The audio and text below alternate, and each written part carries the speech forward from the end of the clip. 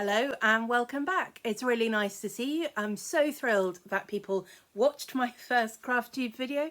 Thank you if you watched it, thank you if you liked the video, and a huge thank you if you subscribed to my channel. That really means a lot. A lot of people just watch a video, watch the first few minutes, click on, decide it's not for them, click away. But if you subscribe because you liked the content and you want to see more of it, that's really lovely, and I'm so pleased that you enjoyed it. Today I'm going to be running through a similar kind of list of things. I've got some finished items to show you, some progress that I've made on projects that I showed you last time, some new starts. I've got a little bit of purchasing to share with you and some plans for the future. So I hope it won't be too long, but there is quite a lot to get through. So first of all, finished things. Last time, 2 weeks ago, I was working on these socks and I've started one and now I've got two. Hooray, let's pull it so you can see the whole thing. There are the socks on the sock blockers. The first one that I finished I have been wearing, so it's already slightly out of shape, but the second one is brand new on the thing. I did do them almost identical, but I don't know if you can spot the difference. I tried a slightly different pattern on the ribbing there. Let's get those together. I think I like the first one I did, which is this one here, but I'm glad I tried the second one there, and I will certainly wear them together. I don't think it matters at all, but I think I might do this one again. I did the same lace pattern, I did the same heels and the same toes, although they look slightly different there, but they are the same. And you can see the yarn did the same kind of patterning on the foot of both socks. It's slightly different. One is a bit zigzaggy and the other is much more just kind of candy cane stripes, but they'll be really fun to wear like that. So pleased to have finished those. I meant to show, or last time I forgot to put in the links at the bottom, the book that I use. This is the Sock Knitters Workshop. So I thought if I put it in the video, I'm more likely to remember to put it in the notes again, but also you can see what it is. And it's really helpful. It just goes through, you know, all sorts of different ways of making cuffs, heels, toes, toe up and toe down, different sort of techniques for sock knitting that you can then put together in a pattern the way you like it. It has got a few patterns in as well, but I mostly use it for the sort of bringing together of the different techniques. So that's my knitting that's finished. Here's a project which I can't remember if I'd actually even started this last time. I think possibly not. It is a Jennifer Lauren juniper cardigan. I will insert some pictures of me wearing it, I think, but you can see it's made in this kind of faux cable patterned fabric with texture on it, and I've done it so that you can see the cable goes a different way around the cuffs, and also this is the hem of the thing. So actually it looks really smart. I was really pleased with how that came out. I don't know if you can see, if I can hold this so you can see down the centre band as well. Now the only thing I haven't done, I am including this as a finished object because I have been wearing it. So, you know, I think that's basically the definition of finished in my book. What I haven't done is put any buttons on. And I'm not sure, I've got these poppers, which I don't know if you can see, they've got, if I can hold the, there we go. They've got a sort of mother of pearl finish to them, which I think would look really nice on this. But I kind of don't know, I've been wearing it more as a jacket than really a cardigan, and I'm not sure if I would do it up. And the other thing is this fabric, because of the sort of raised patterning on the cable, it's actually quite a thick placket, and I don't know how well the poppers, these are sort of smaller poppers designed for use on jersey fabric. I don't know how well they would on it, so I might do a little test and see, but I also might just leave it as it is because I think it works quite well and I wear it like that over things not done up. So that's very pleasing. Finished object. What else? Oh, this is just a little thing. My support bubble that I've been in since Christmas have a wood burning stove, and so I've made them some little pinecone firelighters. Now, if you look up tutorials for this on the internet, the finished products look really pretty. Mine do not look all that pretty. They look a bit manky. But all they are ends of candles that I've melted down and then taken the pine cones and wrapped some string around, and then sort of dipped them into the melted wax. And I had this one candle that was green, and so I did that one separately from all the others, which are sort of white and ivory and similar colours, and then sort of dribbled that so that these have, there you go, you can see that, hopefully just about in focus, the sort of dribbles of green over them. So I've got not as many as I thought I was going to get in there, but those are finished. I'm going to go to my friends. Mini sketchbook I showed you last time. I have finished this, so I'm just going to do a quick whiz through. You remember I was working on collage with all these papers from my art class. I wanted to try some sort of three-dimensional bits. So these are different shapes that are sort of stuck on like that. This is something that I did. I think I might have showed you this one last time with the Suzumi Noda inspired plastic. Then I was starting to play a bit more with layering, and so these are sort of cutouts and stuck overs. And then I started cutting out from the papers some of the sort of organic shapes that were in there, and particularly cutting them out with these little edges and then sort of layering them into something that looks maybe a bit landscape-ish. And again here with the 3D and the layers, so sticking them down but not completely sticking them down. I don't know if you can hear where those are sticking out. And then cutting around some of the kind of spirally shapes, and again playing with layering those but in a sort of three-dimensional sort of way. And that's where the book ended up. We then had a session in art class making a piece based on our sketchbook work. I'm not going to try and hold that up in front of the camera because I think that would be virtually impossible. I will insert a picture here, and hopefully what you're looking at, I made some new papers. I used watercolours. I did a lot of splashing and getting them in kind of rainbowy colours, and then I drew spirals on. Unlike the first set of papers, I did not use charcoal because that gets everywhere. So I just used a Sharpie, and then I cut around those, and then similarly played with that sort of 3D entangling and stuck them onto a sort of empty mat, if you like, made from cartridge paper. And then it works really well. I've got these magnetic hanging strips, which you hopefully will be looking at, and that hangs then in a nice sort of three-dimensional way, and you get the shadows and the light playing on it. I don't think it's a piece of art that will last forever. It's a little bit precarious and fragile, but I'm really pleased with how that turned out. So that was that. And then finally, we started a new term in art class yesterday, and a new term in art class always means a new sketchbook. So this is my sketchbook cover. That is the front of it. Let's get that so you can see all of it. So we just did this with acrylic paints and cutting out some stencils and overlaying shapes, cotton buds for making the dots, and I used a sort of plastic palette knife to make some of the lines. That's the front, and this is the back. You can tell it's back because it's got the little CY logo imprinted on it. So I'm looking forward to a new term of art. That is, I think, all the things that I finished. Let me show you a couple of the things that I was working on last time that I have made some progress on. So this is the crochet blanket. Let's hold that up here. And I've been working on this section. I think last time I had just started the shells. I think I'd done the first row of the sort of grey shell colour. I've now completed, well, almost completed. I've got half a side left to do on the final row of the shells, and then I'll need to do one more row of the sort of backing behind them. I'm on I've almost finished row 94 of 105, so you know it is definitely getting to the business end of this.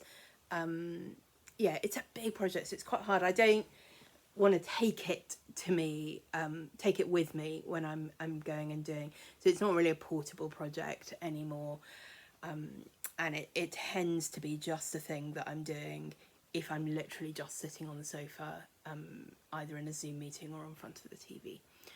But it's definitely getting there. and I'm pleased with that. The other thing that was in progress last time, and I made you hold me to account for this, is my embroidery project. I have not done a lot on this, but I was like, I've got to have done some, I've got to have done some. So let me see if I can just take you and show you. Oh, apologies, it's going all over the place. Here we are. 2 more completed leaves, so 3 altogether, and 2 where I've done the padding that goes under the satin stitch but not yet completed.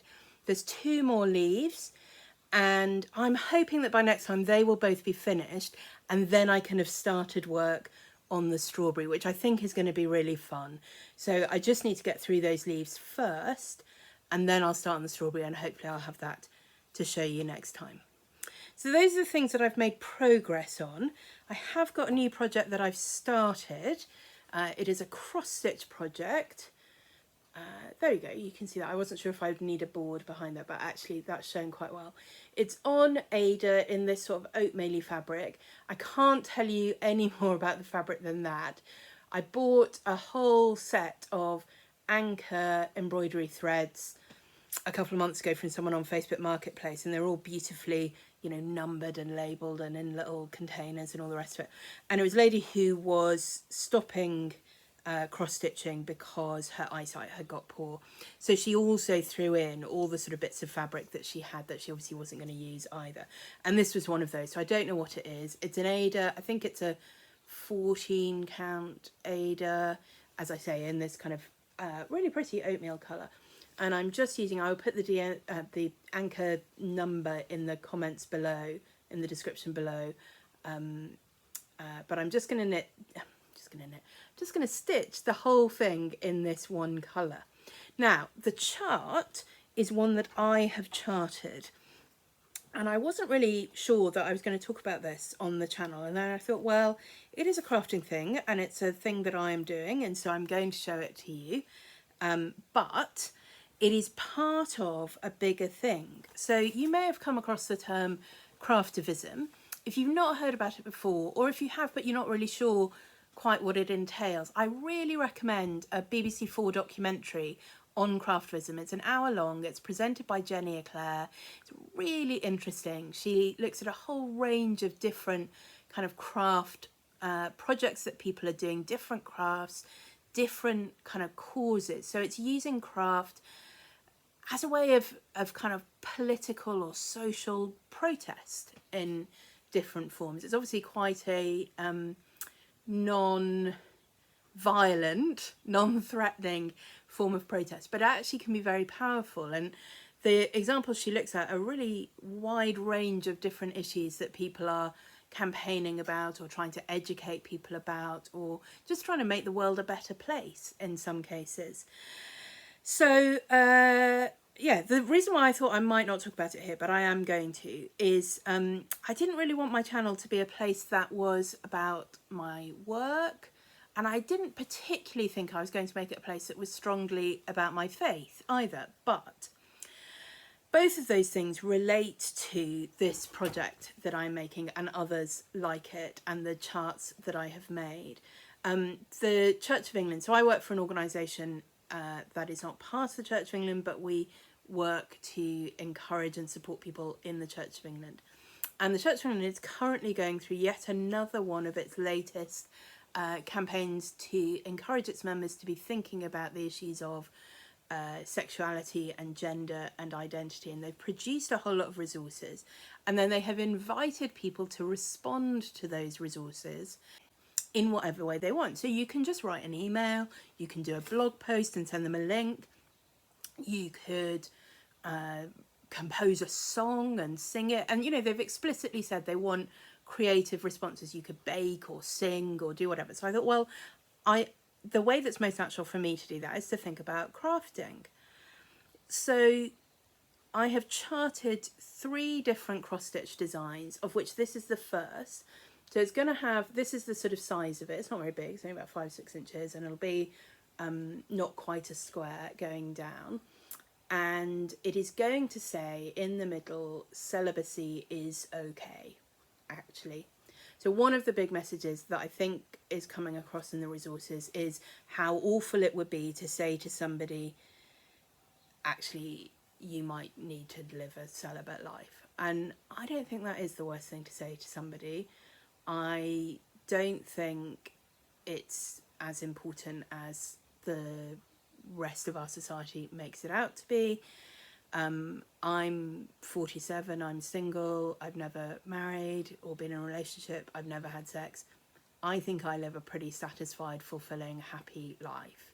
So that's one of the responses I want to make, is that celibacy is okay, actually. It just is. The other two charts, I'll put links to these below. They're free to download if you want to. And I'll perhaps insert pictures of the charts as well. So there's one that says true love loves truth. I think often those things are being opposed in the debate as if it's either you're on the side of love or you're on the side of truth. But actually, it seems to me they need to go together. It's not loving to lie to somebody. It's not loving to pretend that something's okay if it's not. So true love loves truth. Celibacy is okay, actually. And then the third one, which relates to the same kind of theme, Christ is better than sex. So there we go. If you want me to talk more about those themes and ideas, I will gladly do so. But I also don't want this channel to be a place where it makes people who don't share the same Christian faith that I do uncomfortable, or makes you feel that you're not wanted or don't belong or whatever, because it's not that. It is really a channel about my craft, but I also, that is part of who I am and what I do. So I have some other ideas of things that I might want to make as well, and if I do, I will share those later during the year, but it will only ever be a small part of what is on the channel here, I think. So that's my finished items, my works in progress, my new start. What else have I got? Well, I've got a little bit of haul to share with you. I was like, oh, I haven't bought anything, and then I'm like, oh no, apparently I have. So here's what I've been buying. I bought some yarn. This is beautiful yarn. There we go. That's getting quite a good balance of the colours. There is more of the dark colour in the skein, but there are flashes of this brighter pink as well. This is from Posh Yarn. It is Posh Yarn. It's really lovely. It's not cheap. This is Eleanor Sport. Hear the heartbeat in her song. Posh Yarn, they are indie dyers. They do only limited run colourways. So once it's gone, it's gone. Often they'll only do 4 or 5 skeins in any one colourway. Sometimes they'll do 10 skeins so that you can buy enough for a jumper. And I have bought 8 skeins of this, which will be more than enough, I think. Probably it will be a cardigan for next winter. I know there are people who start knitting their winter sweaters in September. If I do that, the chances are it won't be finished until about April. So I need to start knitting my winter sweaters now, and that's why I bought this yarn now. So that's that. I also bought another skein of yarn. This is also from Posh Yarn. They do a lot of these really beautiful variegated. So this one, the pink, that will be a sort of tonal variegated. It's all within the same colour family, and as it knits up you'll just get a sense of a kind of mottled colour. This obviously is much more variegated and also speckled. Let me just open up the skein a bit and you can see some of those beautiful colours. So it's got these sort of turquoises and greens, and then inside there's like a lime green and this kind of rusty ochre colour, but then here you can see that's like a proper burnt orange and a sort of much more muted kind of grey base with the pink colour, and going around all sorts of shades, this beautiful sort of duck eggy colour there. This is Eleanor as well, but it is Eleanor sock. Eleanor is one of their 100% superwash merino yarns. These will be socks. Almost certainly this will be a pair of socks, and it will be beautiful. I need to think about what pattern to use that will make the most of this colour variegation. So probably not just a plain vanilla sock. With this kind of coloured dyed yarn, often it works best with just a very simple little patterning in the sock that's enough to break up sort of switches of colour but give the whole thing a coherent kind of feel to it. So I will look for a pattern for that. Probably I won't be starting those very soon. I've got 2 more pairs of socks that I need to knit, which will be secret socks. That is one pair which is for a birthday present, which I don't know whether the person who's getting them will watch this, but she might. So I think I probably won't show you those until after I've given them to her. And then the other pair will be a planned to submit for the sock knitting competition for next year. And if that gets accepted, then I won't be able to show that until the competition starts. So I've got 2 pairs of socks that I want to make, but you won't see those on here at least for a while. I have got some other plans. I think I'll do the rest of the haul first and then I'll come back to plans for those. So this is very exciting.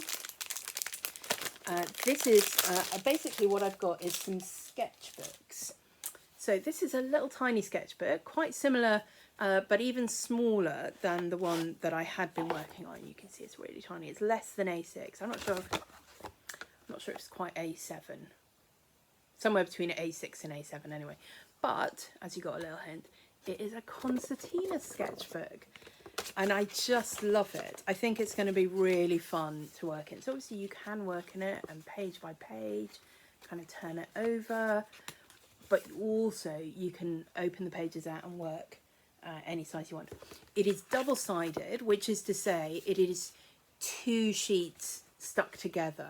So it's double thickness of normal sketchbook paper, and it is intended that you can work on both sides. It's got a nice hard cover and it comes with a little carry case. I think they are adorable. So I got 2 in that mini size. In fact, it might say on it how big it is. Nope. But anyway, and then 1 at this bigger size. I will put the links to where you can buy these in the description. These are called the mini and this is called the pocket. They both work exactly the same, but obviously different sizes and shapes. They have bigger ones as well if that's what you are interested in. So I'm looking forward to working in those. I also got from the same place this sketchbook, and it's too big to show you on the screen. It's about, I think it's 25 by 25 centimetres, about 10 inches by 10 inches. And the thing I love about this is, let me see if I can show you how thick the covers are. And that is intentional so that you can use this effectively as its own drawing board. So you can work on it outside and you don't need another board or table or easel to rest your sketchbook on. You've got a really solid cover that acts as that. And this is intended for the holiday that I am going on in July. It's a painting holiday. Can't now put my sketchbook back together. Anyway, it's a painting holiday in Devon. It was booked in, I think I booked it in 2019. I paid for it at the beginning of 2020 fully, and then it was delayed, obviously.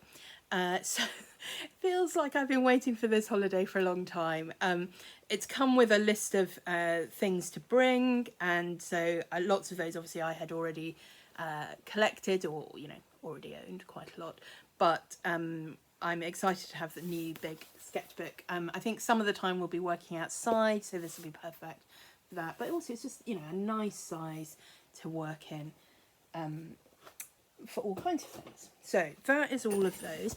The other thing I bought, which I just thought I would show you, I did buy a sewing magazine. I don't subscribe to any sewing magazines, and I think I would find it overwhelming if I did.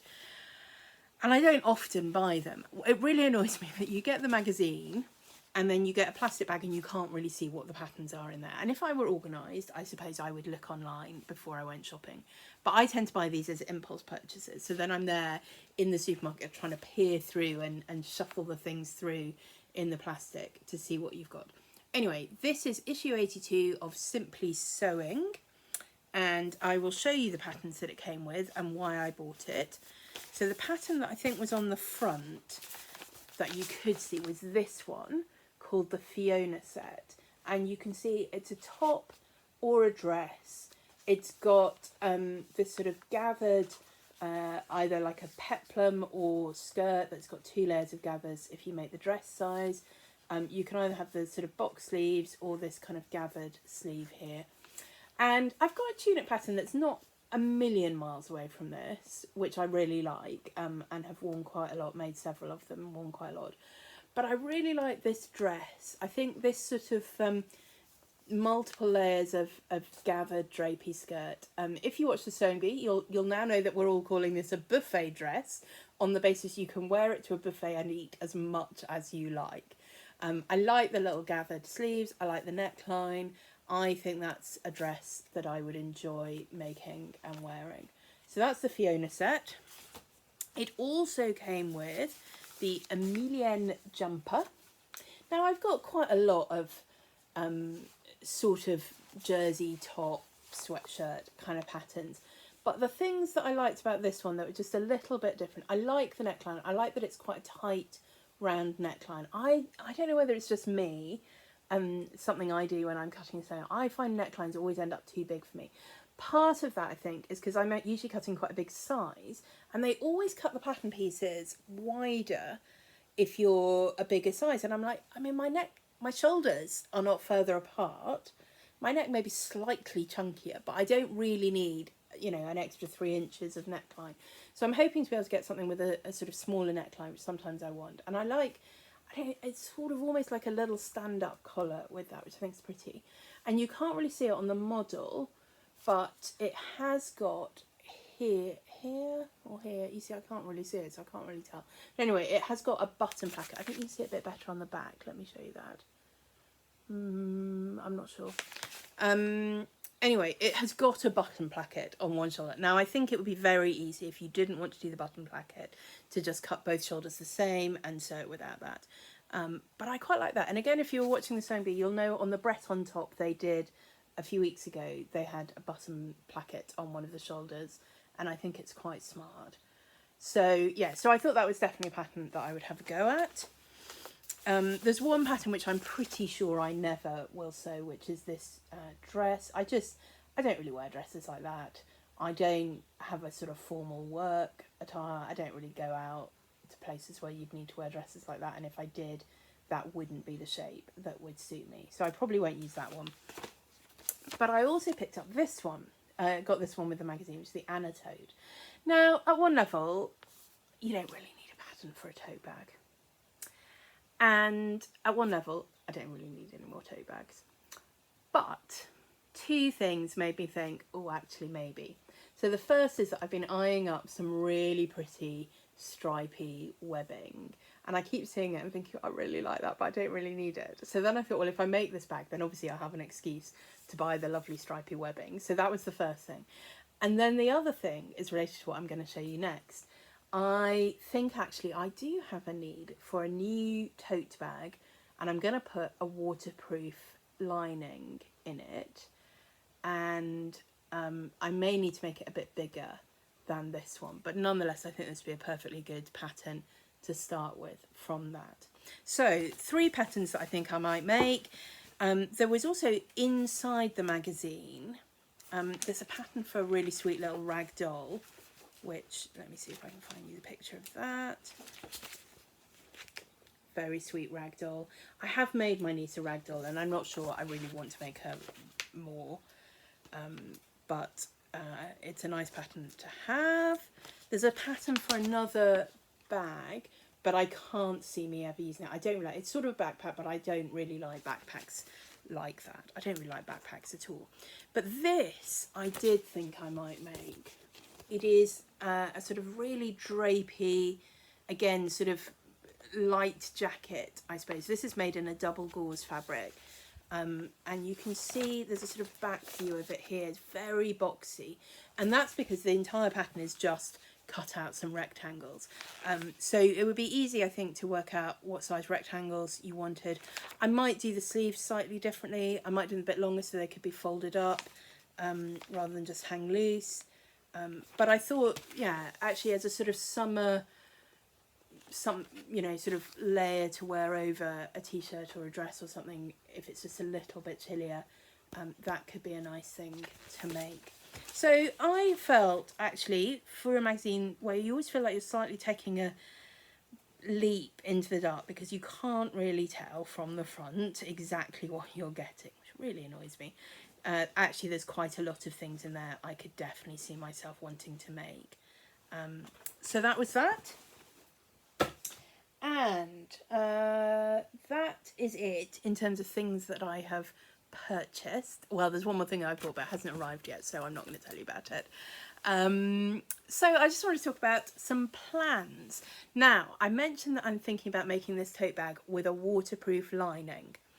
That is because I have got plans for a new hobby, not a crafting hobby, and it's something I've been thinking about for quite a long time, and obviously has suddenly become very popular in the last year or so. Lots of friends of mine, but also you see it all over the place, have got into wild swimming. Now, I wouldn't say I've never done wild swimming. I've swum in the sea before, I've swum a couple of times in lakes or reservoirs or places like that, but it's never been like a regular thing. I do kind of love it though. There's something really freeing and liberating about it, and it has to be said, whenever my friends who do it post pictures themselves and they're, you know, freezing cold and dripping wet, and they have the biggest grins on their faces, and I think it is a thing that's supposed to be very good for mental health, and I don't always have the best mental health, and yeah, I just think it'd be really fun and I enjoy it. Anyway, a couple of weeks ago I came across somewhere there was a post for a blog post about plus size wetsuits. And this is the thing that's kind of put me off in the past, is if I need a wetsuit, I am not in the standard size range for wetsuits. I'm short and fat, and I just thought that, you know, and I've looked, and anything that kind of vaguely looked like it would fit me was going to be hundreds of pounds, and I just thought I'm not willing to pay that for something that I might do once and then hate and never do again. Anyway, so this blog post that I found was had a link to Mountain Warehouse, and they were selling wetsuits up to size 26. So the biggest size is 24 to 26. I bought one in a size 20 to 22. It is a shorty wetsuit, mine, so short arms, knee length, but they did have, you know, full length arms and next ones if that's what you wanted. And mine anyway was £50, and I just thought, well, that is an amount I think I'm willing to pay, and obviously if I hate it, maybe I can sell it on secondhand or whatever. So I bought the wetsuit, bought some water shoes, I've bought a tow float and dry bag, I bought a swimming cap. What else do I need? Well, I need something to carry all my stuff in, and ideally that would be waterproof. So that's what I'm thinking with the bag, that will be to carry all the stuff in. But also you need something to put on when you get out of the water. And I talked to my various friends who do this, and the top tip somebody gave me, thank you Sadie, which I thought was brilliant, was if you take a hot water bottle with you, you can tuck like your socks and your knickers and whatever else into the hot water bottle while you're swimming, and then when you come out they are all warm when you put them on. I thought, gosh, that's brilliant, I want to do that. And obviously you can take a flask of hot tea and, you know, a snack and all this sort of thing. But you need something to put on really when you get out of the water, when you're absolutely freezing, that you can put on without any hassle. And then ideally it's big and roomy enough that you can get changed underneath it when you've already warmed up and are a bit dry.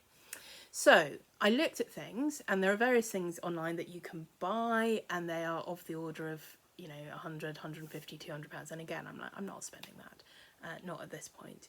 And then I remembered this. So this, it will be virtually impossible for me to show you all of it, but it is a poncho. It is a very lightweight poncho in waterproof fabric. It feels very like shower curtain-y kind of fabric, this. It is from Cath Kidston, so it's pretty, as you see, and it's got a hood, and it's basically just a big rectangle. Let's see if I can show you. So it comes out, and this bit will sort of go over your arm, and then down the side it's got poppers. So you would literally just put the hood over your head, and you'd have probably the top popper undone, and your arm would go through there. But also it's so wide, I literally, it's wider than my arm span. I'm holding it out like this, so you would easily fit completely underneath it.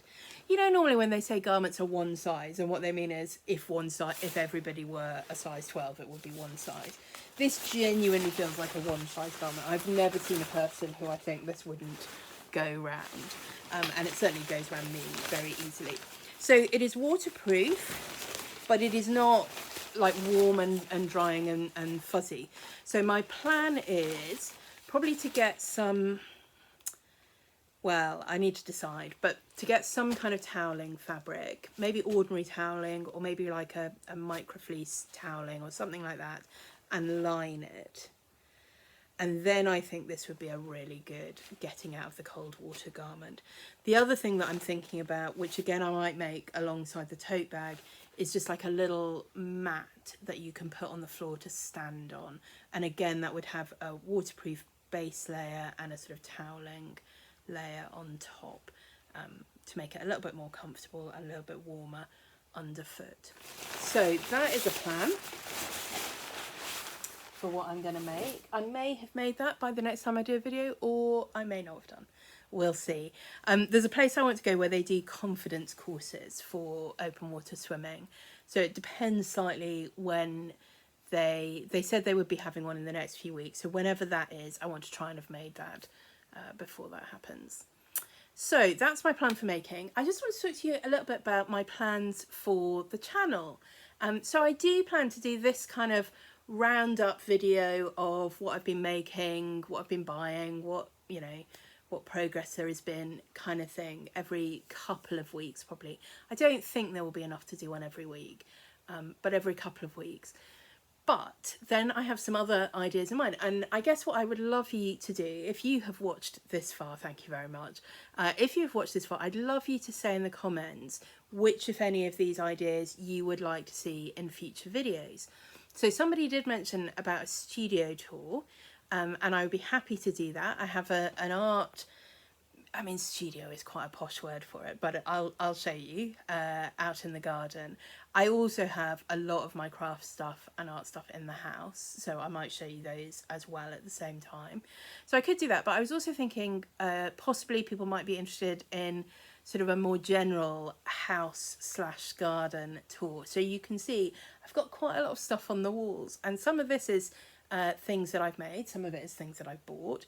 But actually, as I look around my house, there is a lot of stuff here that I have made in the past, and there are some things that other people have made for me, which again I think would be quite interesting to show.